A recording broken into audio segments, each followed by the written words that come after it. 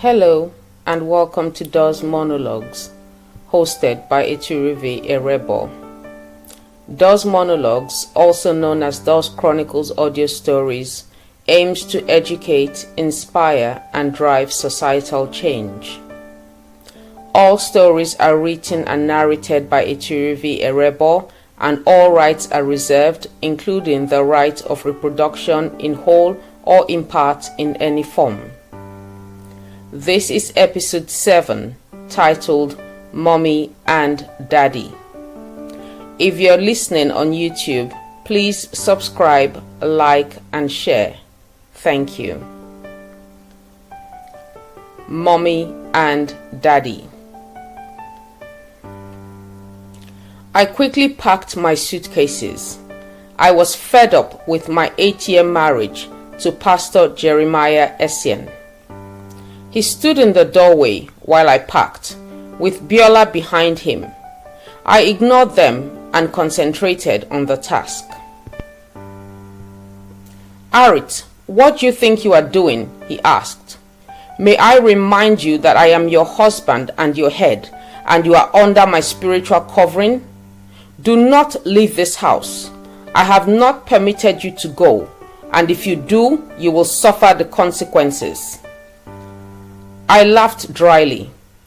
My husband was a pastor who often advised women to submit to their husbands. He told them that a wise woman builds her home while a foolish one tears it down with her own hands. He taught women not to question their husbands or hold them accountable. He said, "How dare you question your husband? Do you know who a husband is? He is God to you. Be careful before you incur a curse." Mrs. Essien cried to him, saying, "Daddy, my husband is a drunk and a gambler, and the money I gave him for the children's school fees has been spent on drinking and gambling." He never said a word to Mr. Essien, but said to her, "Your husband is your head. Don't call him a drunk or a gambler. Sarah called her husband Lord. Be like Sarah. Be a virtuous woman. Submit to your husband. Fast and pray. There is nothing impossible with God." Mrs. Akpabio came to see him because her husband was having an affair with his secretary. What did he say to her? "Woman, stop listening to gossip. If you invest time in dressing nicely and cooking good meals, your husband will not look at any other woman. Go home and submit. Fast and pray. Cook good meals and wear sexy nightwear instead of tying a wrapper all day." What about the late Mrs. Achibong, a charming woman and vibrant member of the congregation? Her only offense was that she married a violent man who beat her frequently, and she believed her pastor when he told her she should stay and make her marriage work. I sat with him during each one of those counseling sessions. God forgive me. I didn't know any better. He asked her to fast, pray, and complain less. The poor woman was in the middle of a 40-day fast when her husband beat her and put her in the hospital. 2 days later, she died. Jeremiah ordained Mr. Achibong as a deacon in the church and officiated his wedding to a significantly younger woman 8 months later. It dawned on me that every message of submission preached at women, without a balancing message to men to love their wives, was aimed at keeping women bound to their husbands regardless of the poor treatment they received. It was particularly preached to keep me bound to Jeremiah as the faithful submissive wife while he lived as he pleased, not submitting to God and his word and not accountable to any man for his actions. And it worked for 8 years. Because I was told to submit so often, I stayed in my marriage even though I was treated poorly.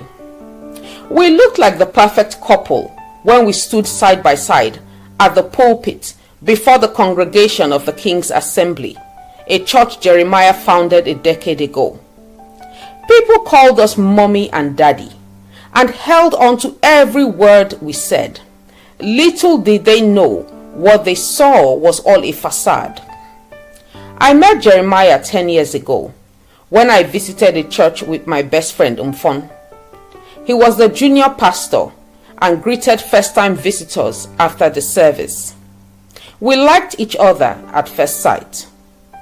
About a month after starting that church, Jeremiah fell out with the senior pastor and decided to found his own church, the King's Assembly. As he and I were already friends, I became one of the founding members of his church. I recall him consistently saying that he could do ministry better than the other pastor. He boasted, "I am more anointed. My church will be bigger and more prosperous." I wanted him to do well, and so I said amen to his declarations and supported his dreams. What I didn't realize then was that I had been given a glimpse into Jeremiah's character. He was proud and rebellious, lacking accountability, and I should have run far from him. God was merciful to me because he gave me another glimpse into Jeremiah's personality. At this time, Jeremiah had asked me to marry him, and I had agreed. We were in a courtship. I visited his house in the company of Umfon. This was in keeping with the law he had put in place for singles in the King's Assembly, and I tried to set a good example by obeying it. During our time there, a woman stopped by to see Jeremiah. I was astonished as it was about 7 p.m. and already getting dark, and she had come alone. Jeremiah lived alone. He had been in a relationship with her before he became a born-again Christian and a pastor, and he told me that they had had sexual intercourse for years. I didn't have time to ask why the lady was visiting, as Umfon was already eager to leave and go home. We lived together, and our house was a 15-minute walk from Jeremiah's.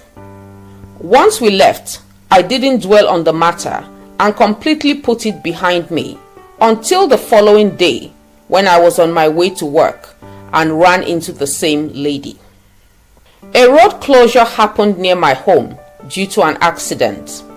To get a bus, I had to walk to the bus stop in front of Jeremiah's house. The bus came and I climbed aboard. The woman from the night before got on the bus moments before it departed. She sat beside me because there were no other seats, but she purposefully ignored me. She was dressed in an outfit different from the one she had worn the day before, but she carried a blue plastic bag which was transparent enough for me to see the contents, the dress she had worn the night before. I didn't need anyone to tell me that she had spent the night in Jeremiah's apartment. When I confronted him, he pleaded with me and assured me that there had been no sexual intercourse. But the issue was not whether or not there had been sexual intercourse between him and the lady, but the kind of man he was. What kind of man would let his ex-lover stay overnight in his home, despite being engaged to another woman and a pastor who preached against unmarried couples being alone together? An attempt to answer this question would have saved me years of heartache. In the first year of our marriage, I suffered a miscarriage after being pregnant for 14 weeks. I was devastated, bleeding heavily, and my mother sent a distant relative, Udwak, from the village to stay with me and help me around the house. Udwak was about 19 years of age and a secondary school dropout.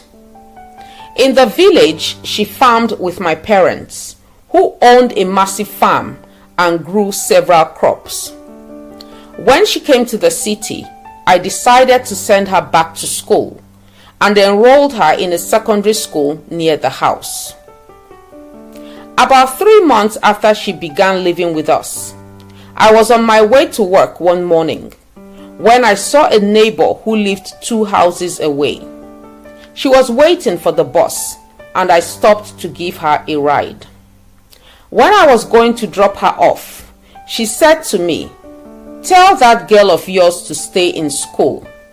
On 2 occasions, I have seen her going in and out of your house during school hours." Her words took me completely by surprise, but as she was already disembarking, I couldn't ask for more information. All I could do was smile and say, "It is noted. Thank you for letting me know. I will talk to her." At work, I couldn't focus. I wondered why Udwak had been seen around the house by the neighbor when she should have been in school. What was she doing at home? I thought about all kinds of stories I had heard about people opening their homes to distant relatives only to regret it. I kept getting this urge to go home and look into the matter. But suppose she is in school, I questioned the voice in my head that urged me to go and investigate. If she is, then go to the school and inquire as to why she has been seen at home by the neighbor during school hours.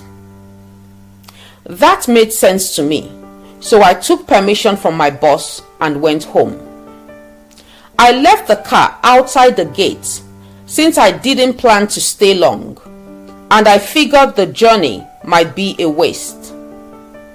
I tried to put my keys in to open the front door, but a test of the doorknob proved that the door was not locked.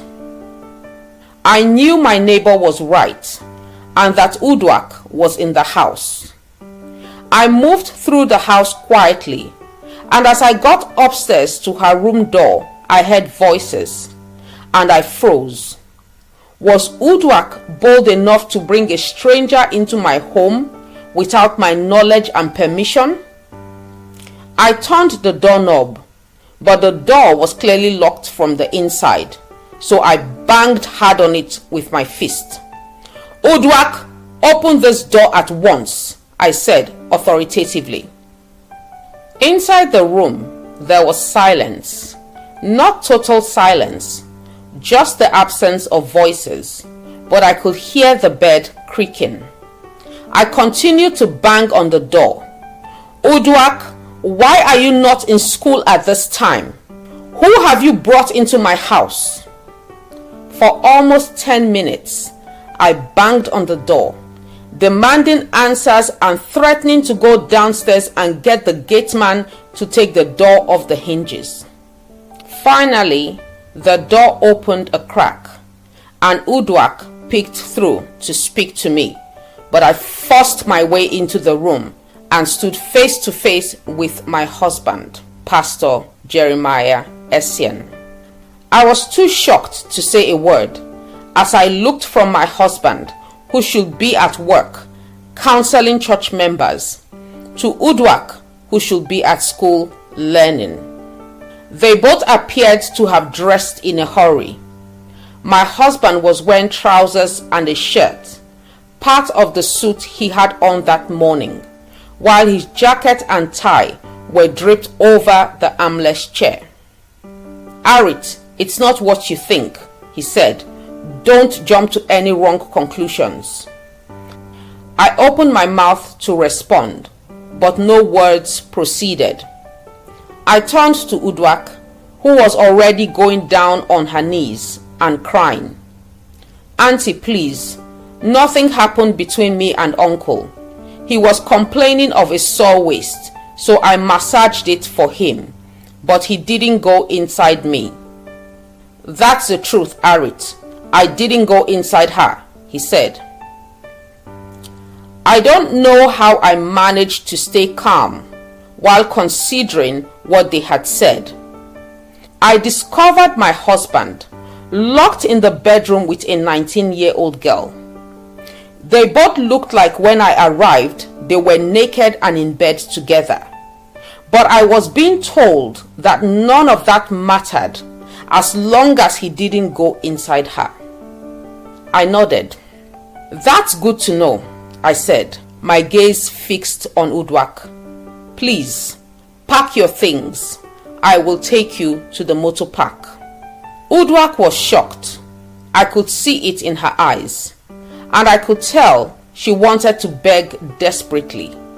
But there must have been something in my eyes, along with my composed demeanor, that warned her against it. Instead, she nodded vigorously and stood up. As I turned to look in my husband's direction, he averted his eyes, grabbed his jacket and tie, and walked out of the room while Udwak packed her bags. I didn't revisit the subject, and my expression stopped him from discussing it. We moved on, but that day something broke within me, and I became indifferent to his cheating. In the second year of our marriage, I resigned from my job and began working alongside Jeremiah at the church. During this time, I observed his behavior with the single women who eagerly gathered around him, laughing at his jokes and calling him daddy. I suspected he was involved with one or more of them, but without evidence, I kept calm. Then one day, after the evening midweek service, which I led as Jeremiah was out of town, a young lady, Mercy, who was a member of the choir, came to see me in my office. She was a 21-year-old final year university student with an excellent voice. I knew her well because she was very active and volunteered in everything from street evangelism to hospital and prison visitations. She visited Jeremiah and me often, and we supported her financially as we liked her. Good evening, Mommy, she greeted. Good evening, Mercy, I smiled at her. I hope all is well. What do you want to see me about? I'm pregnant, she said, getting straight to the point. If I didn't know what kind of man I was married to, I would have begun to preach to her about fleeing lust and sexual immorality. But I knew my husband, so I sat in silence, watching her, waiting for what I sensed was coming.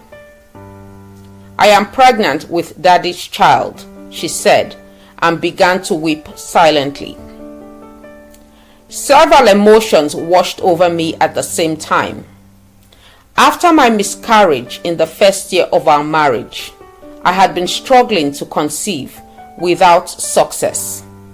While this woman, nearing university graduation, with her whole life ahead of her, and who didn't need a baby, was pregnant and faced ruin from being the pregnant mistress of a married man of God. Why are you here? I asked sharply. Why tell me that you are pregnant with my husband's child? Did you inform me when you were sleeping with him? She went on her knees, weeping uncontrollably, and begged me to help her. She faced ruin. There was a man abroad interested in marrying her once she graduated, and she was looking forward to starting a new life abroad. But if he ever found out about the pregnancy, he would not marry her. She said Jeremiah asked her to keep the baby, as he was praying to God to bless his marriage with a child, and therefore could not support her having an abortion. We had a long conversation, and it was agreed that she would leave town, have the baby, and then hand it over to me. That was precisely what happened. She signed away her parental rights, and Jeremiah and I adopted the baby. To the church, Mommy and Daddy had adopted a poor baby from the orphanage, but in reality, the baby was the fruit of Jeremiah's adultery. Baby Eno was a blessing, no matter how she was conceived. When she came to live with us at 6 months, I got pregnant again. Unlike the last time, I carried the baby to full term and had a son, Daniel. There was peace in my home, and I thought I had heard the last of my husband's infidelity. 3 years ago, he told me that God had called him to plant churches in other parts of the country. We discussed it and decided that I would stay and pastor our current church while he traveled during the week and returned on the weekends to preach on Sundays. He opened 3 branches of the church in the south of Nigeria within a year and moved to Lagos to open the church, which he planned would become the church's headquarters. In Lagos, he encountered Biola, an older woman in her early 40s who had used her father's money to amass a vast real estate portfolio and millions of dollars. Despite her luxurious life, she was unmarried and without children. When Jeremiah came home for the weekend, he told me about her. He claimed she was sent by God and acted as a financial pillar for the church. He urged me to pray that God would bless her with a husband and children for the work she was doing in his vineyard. I have no intention of praying for any girlfriend of yours, I said to him. All adulterers will have their place in the lake of fire. Stop talking nonsense, Arit, he said. Biola is not an adulteress. She is a virtuous woman who loves the Lord and gives generously to his work. I had my doubts, but did not push the matter. Jeremiah stopped coming home every weekend and began to come home every other weekend. He said the work in Lagos was great and demanded his time and attention. He began to spend lavishly, redecorating our home with the help of a professional interior decorator and increasing my upkeep money.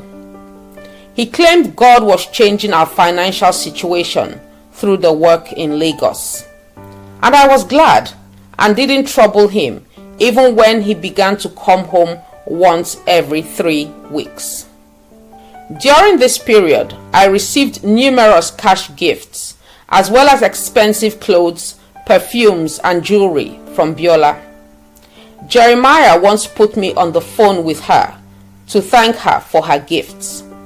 I wasn't sure what to expect, but she was friendly. Mommy, she gushed like one meeting a celebrity they idolized. I am so pleased to speak to you finally. I have heard so many wonderful things about you. Daddy doesn't stop talking about you, and I can't wait to meet you in person. She sounded so interested in me and so genuine that I let my guard down. Soon, she and I developed a telephone relationship as she would call to talk to me and the kids. And of course, the gifts kept coming. About a month ago, I became worried because from the conversations I had with Jeremiah, I knew the Lagos church was fully built, equipped, and had a large congregation. It was supposed to be the headquarters, and I asked Jeremiah when he would hand the church in Calabar over to another pastor so the kids and I could move to Lagos to be with him. I made it clear that I was no longer comfortable with us living apart. He told me that he will be coming home soon and we will discuss it.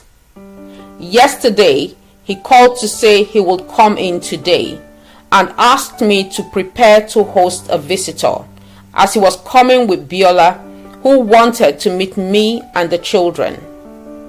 I wondered why Biola was coming to Calabar to meet us and why she didn't wait for us to move to Lagos. But I said nothing. They arrived earlier this evening. I made dinner and we ate and chatted. Then I went to bed, exhausted from the day's activities, especially caring for for the young children. At about 11 p.m., Jeremiah woke me up and asked me to accompany him to the living room downstairs so we could have a discussion. "Why can't we talk here?" I asked.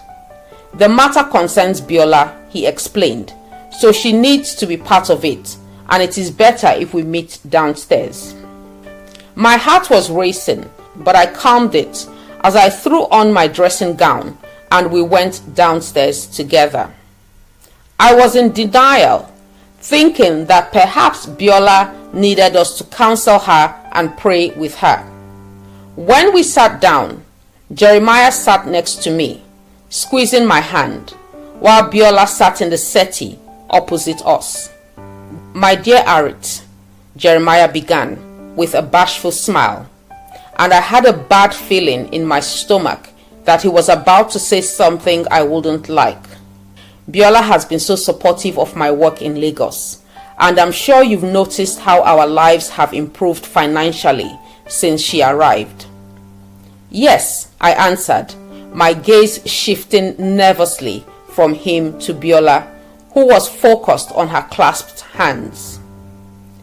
"We wouldn't have bought the 5-acre land or built the church without her sponsoring the work. Her father has also been supportive, single-handedly buying all the church equipment." "That is wonderful." "Yes, and that is not all. There is more to come. He has promised to build me a personal house in Lagos and buy me a brand new Toyota Land Cruiser." It seemed too good to be true, like a dream, and I knew there had to be a price tag attached to it. So I held my breath as I waited for him to finish. "So I have decided to marry her and give her children, and I need your blessing. I would like you to marry her for me." "Marry her for you?" I asked, unable to believe my ears. "Are you all right, Jeremiah? What are you saying? I should marry her for you? Parents marry wives for their sons. A wife does not marry another woman for her husband. What is this nonsense?" Biola rose and came closer, kneeling before me. "Mommy Arit," she began, "I've grown to love your husband, and I want to become his wife. Whatever it will cost. Money is no object. I'm asking for your blessing to marry him." I ignored her and looked at Jeremiah. "Have you forgotten that apart from being married according to native law and customs and in the church, we are also married in the courts, and the penalty for bigamy is 7 years imprisonment?" "I know, Arit," he said. "I have not forgotten. That's why we are appealing to you to give us your permission. This will not change anything. You are still my lawfully wedded wife." "Yes," Biola said, "it will not change anything. You will always be the senior wife, and in the eyes of the world and the church, the only wife. Allow him to pay my bride price quietly and give me children. I won't live in your house. I have my own house." So, Jeremiah, the plan is to have 2 wives, one for your public life and one for your private life. "Darling, please," he begged, "give me your permission." I shook my head. "You do not have my permission to marry a second wife," I told him calmly. "But don't let that stop you, as you didn't let my lack of permission stop you from sleeping with all the women you have slept with in the course of our marriage. God alone knows how many they are." I stood and walked off to pack my bags. The end. Ladies and gentlemen, we have come to the end of episode 7 of DOZ Monologues. DOZ Monologues will return next week with another episode. If you enjoyed this episode, please leave your comments and subscribe, like, and share if listening on YouTube. To contact me, please visit my website Eturuvie Erebor or email me at eturuvie@eturuvieerebor.com. I invite all story lovers to explore my novels and novellas available on Amazon and Google Books. For audiobook enthusiasts, they are also on Audible. Thank you for listening. I am your favorite storyteller, Eturuvie Erebor, and I'll be here next Friday with another story.